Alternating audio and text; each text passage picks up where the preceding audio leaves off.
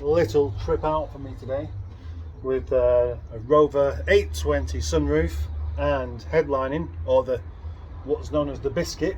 I'm not sure if that's the real word for it or whether that's just one that Dan's made up, and a Rover 25 or R3 wiper motor. So I need to hurry up with this cup of coffee.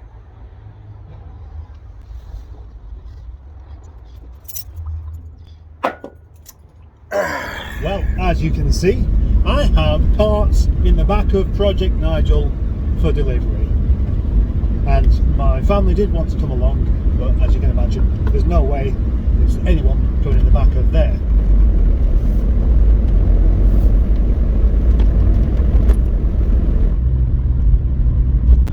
I'm taking these parts over to Rover Revival in Mossley. Rover Revival, a name surely invented to trip people up who have speech impediments. Look at that for a view. I've been meaning to stop here every time I come along this route.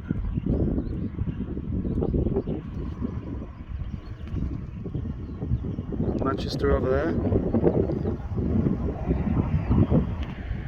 Over there we can see Jodrell Bank. A little white thing glistening away is the huge telescope. Winter Hill. Project Nigel. Horses. I'm going a slightly different way today for the pure excitement of it, and that was very exciting indeed.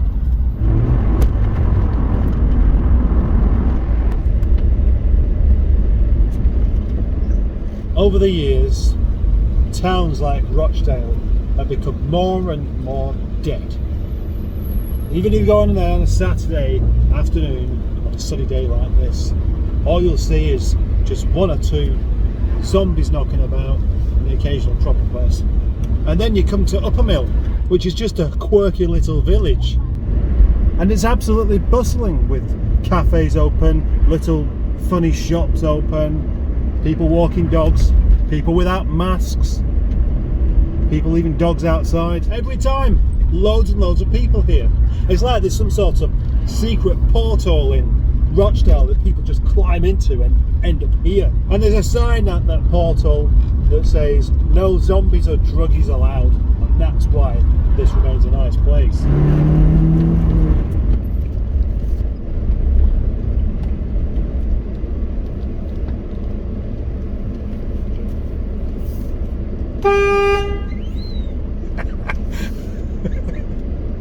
Daniel, Craig, the James Bond of the Rover world.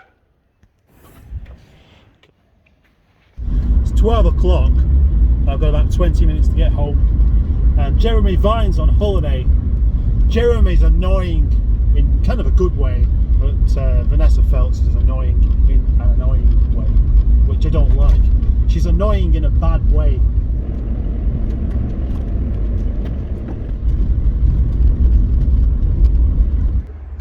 And another cup of coffee. More coffee. The reason I'm drinking coffee today is because I drink a bit too much tea and I'm trying to cut down on caffeine. I have quite a few batteries here, and some of them are good and some of them are not. They can be charged up fully and show 12.5 volts even the next day, but then you try and use them and they just don't work. So I thought of a nice little way of testing them.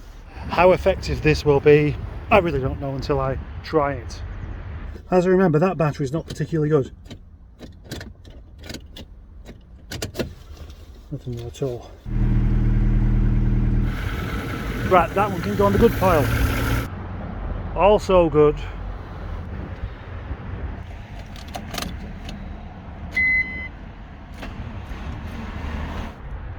Dead. Even more dead. This one is the deadest of the dead. Not very good at all.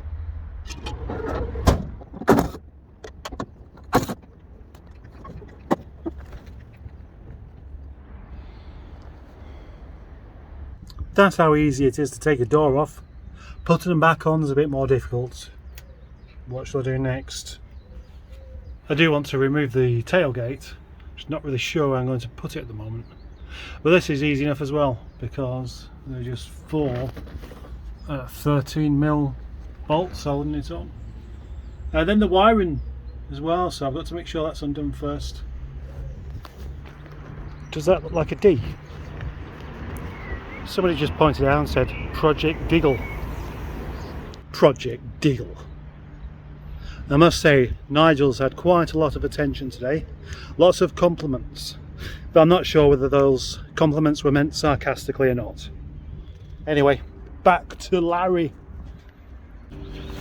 Now, if I'm not careful, this could be quite dramatic, because when I undo those 4 bolts, it could just slip off the back and smash itself onto that gas canister. So, I need a solution here.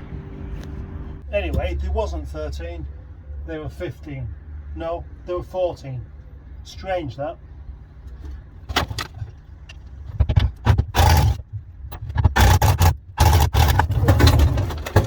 Right, that's what I thought might happen. So, there we go, that's undone. And now I've got the fun task of actually lifting it up. Now that really is a very heavy tailgate indeed. And I didn't record myself taking it off. Either it was going to be really boring, or you know, just some sort of horror movie. What could have happened there?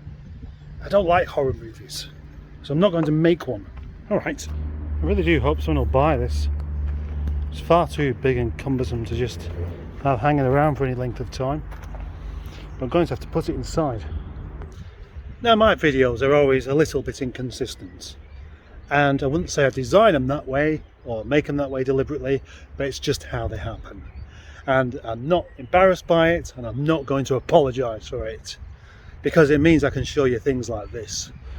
Just at Mark from the garage next door, have a look at Project Transitface, because I was convinced there was an issue with the intercooler.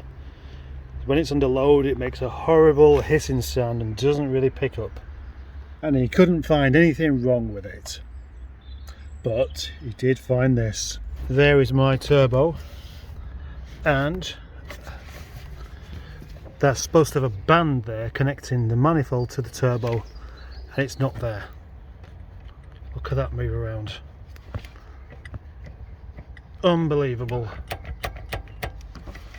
So, until that's sorted, it's not going anywhere tomorrow. And I'm glad he spotted it, because if that would have come off a bit further, I could be risking blowing the turbo and completely ruining the engine as well. Amazing. And it's all thanks to my friend Dan, who's started pestering me about going to Kent to go and pick up this Rover 45. And a part of me is considering it. 2 good chaps having a jolly good day out, having an adventure down south to go and pick up a Rover. So I thought, maybe if I just get this looked at and found out what the problem is with that, I'll consider it. So thanks for that, Dan. Anyway, so that's good news, because if it wasn't for Dan asking me about that or pestering me about it, then I wouldn't have got it checked out, and I'd have just driven straight to Sheffield in the morning and risked ruining my turbo and my engine, which would have been a disaster. Might have made a good Project Nigel video.